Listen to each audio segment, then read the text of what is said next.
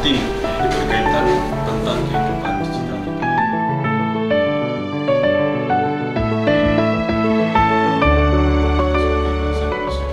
Saat ini kita menikmati kemajuan digital. Setiap hari ada 215 juta penduduk Indonesia yang hidup di dunia internet 7 jam 43 menit lamanya, rata-rata. Artinya separuh lebih waktu produktif kita itu ada di dunia digital. Lewat ini saya sebut nama aplikasi saja, seperti WhatsApp, Instagram, YouTube, Gojek, dan lain sebagainya. Ini kehidupan kita sehari-hari. Kita sangat terbantu, kita sangat berterima kasih dengan kemajuan digital tersebut, terutama membantu kita untuk melewati masa pandemi. Tapi di sisi lain ada satu hal yang luput dari perhatian kita, yaitu ini perihal tentang kedaulatan digital. Artinya sejauh mana kita, terutama pemerintah yang punya otoritas, itu memiliki kontrol terhadap kehidupan digital bangsa Indonesia. Nah, kita ketahui yang pertama ada isu-isu terhadap seperti kaitannya dengan konten-konten yang negatif seperti pornografi, LGBT, apalagi konten yang sifatnya kekerasan, kemudian ada mungkin judi online, dan lain sebagainya. Itu kita seperti manusia-manusia yang telanjang tanpa perlindungan, yang terekspos di bawah terik matahari, di bawah derasnya hujan, tanpa ada perlindungan payung dan segala macam. Dan kita lihat dari data, ini bukan terakhir sekali, ini data tahun 2017. Artinya sekarang pertumbuhannya mungkin semakin eksponensial. Ini dikatakan 90% anak terpapar pornografi, itu ketika berumur 11 tahun. Kemudian ada 25.000 aktivitas pornografi anak di internet setiap harinya. Ini dan lain sebagainya. Jadi, sudahkah ada kontrol, baik pertama dari pemerintah dan juga kita sebagai masyarakat? Ini satu hal. Kemudian yang lebih penting lagi, bahwa negara-negara maju, dalam hal ini ada China, ada Amerika, kemudian juga Uni Eropa, itu berlomba-lomba untuk menjadikan regulasi digitalnya yang ada di negaranya menjadi standar internasional. Ini yang lebih berbahaya. Jadi kalau saya mengutip kata narasinya Ian Bremmer, seorang political scientist, dalam satu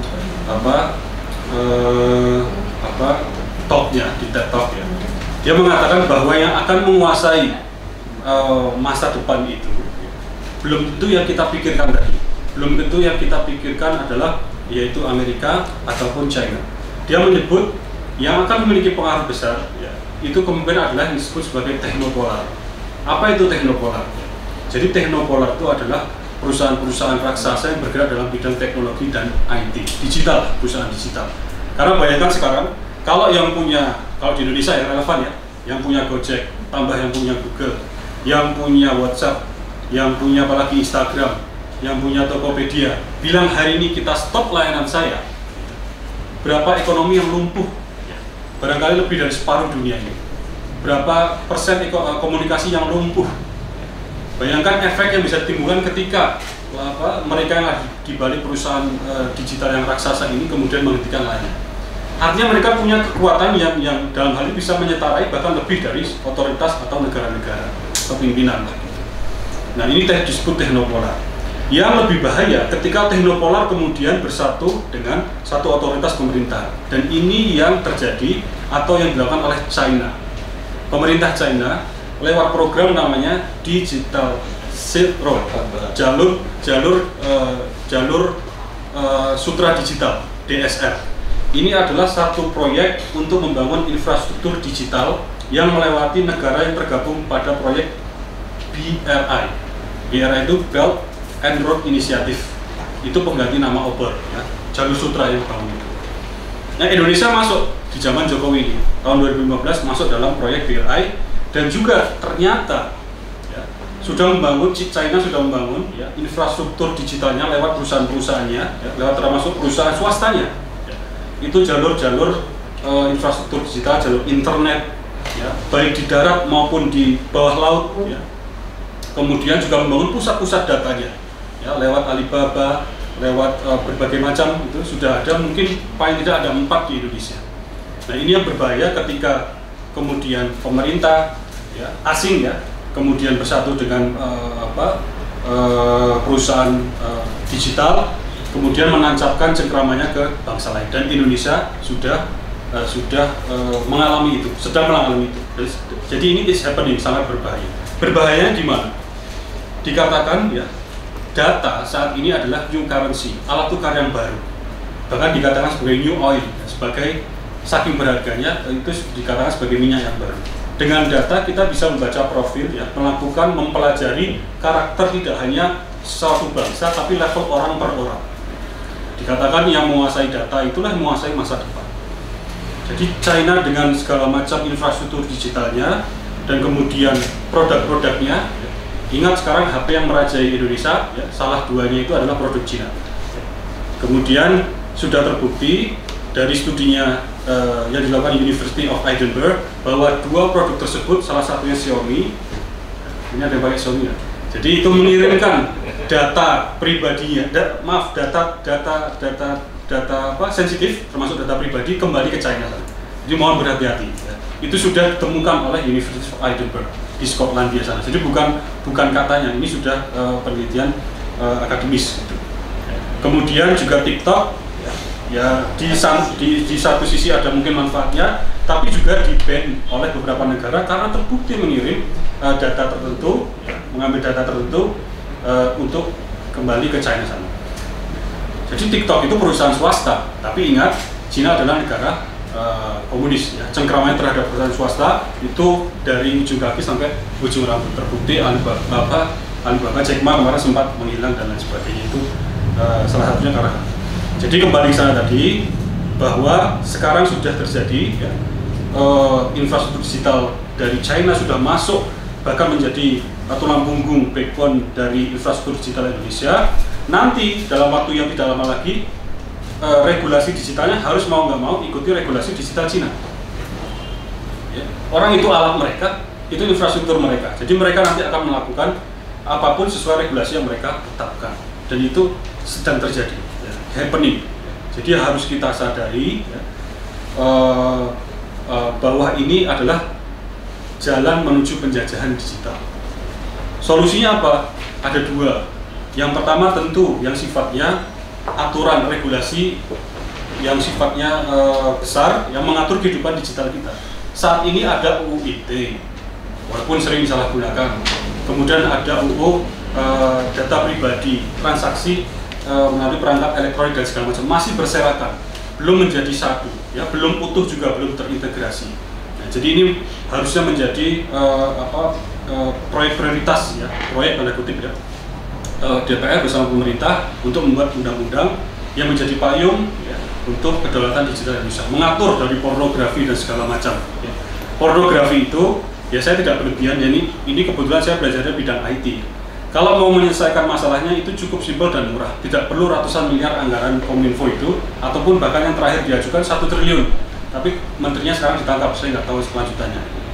Itu beli alat hanya untuk filtering atau melihat website pornografi dan segala macam. Sedangkan VPN tidak dimatikan. Ya. Padahal kalau kita matikan VPN mungkin 90% masalah pornografi itu sudah bisa kita selesaikan.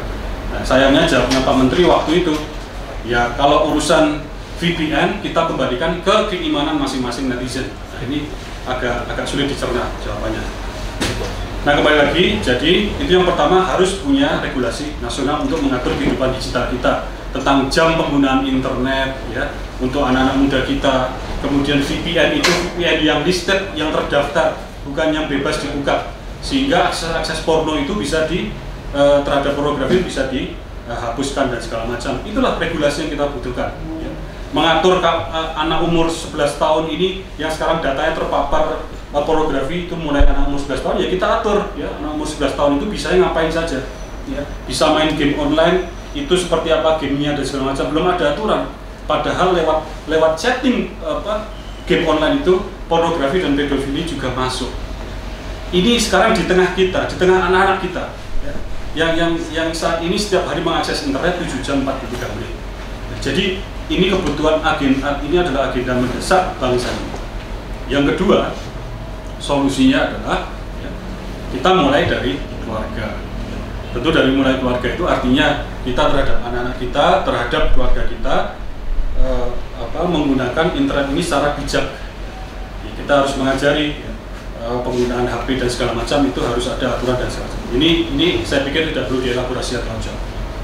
Nah, yang ketiga, insya Allah ini Partai Umat mengajak, menginisiasi segenap anak bangsa yang lain. Kita akan menginisiasi satu konsep namanya Daulat Digital ID, .id itu websitenya. Di situ ada konsep ya, kita undang nih sahabat-sahabat YouTuber yang sangat aktif ya hari ini. Itu nanti ada khusus di website tersebut tempat untuk diseminasi. Diseminasi itu adalah berbagai macam konsep ini kita kembangkan bagaimana sih hidup di dunia digital yang beradab seperti adab yang ingin kita inginkan di dunia nyata. Ya, contohnya bagaimana cara hidup yang santun di dunia digital itu semua harus dibicarakan, didiskusikan, didialogkan. Nah, ini dalam konsep Daulat Digital ID tadi, Indonesia maksudnya. Kemudian juga kita akan menginisiasi mengadakan satu sayembara untuk membangun platform digital, berbagai macam platform digital, aplikasi, ya, mungkin website dan segala macam. Yang tujuannya adalah tadi untuk membangun kehidupan digital yang beradab. Contohnya seperti chatting, bayangkan ya, chatting, tapi servernya ada di Indonesia. Kemudian chatting tersebut nanti kalau kita kirim ya, kalau bahasa yang kita kirim itu bahasa yang marah-marah, bahasa yang merusak, bahasa yang tidak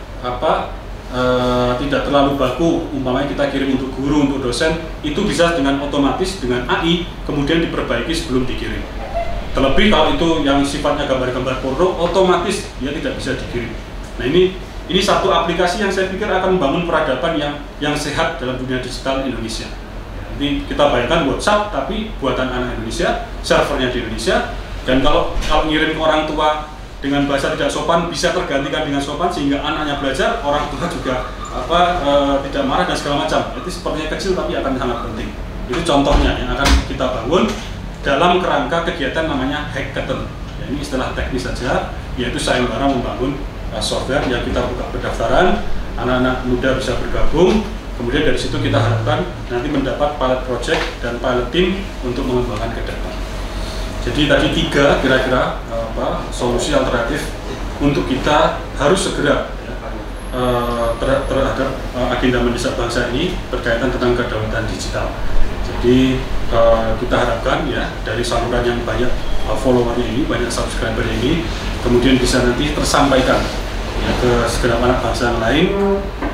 Mari kita bangun kesadaran bahwa hidup di dunia digital ini betul kita dimudahkan, tapi satu sisi banyak sekali ancaman dan risiko yang harus kita jaga diri kita, terutama anak-anak kita semua.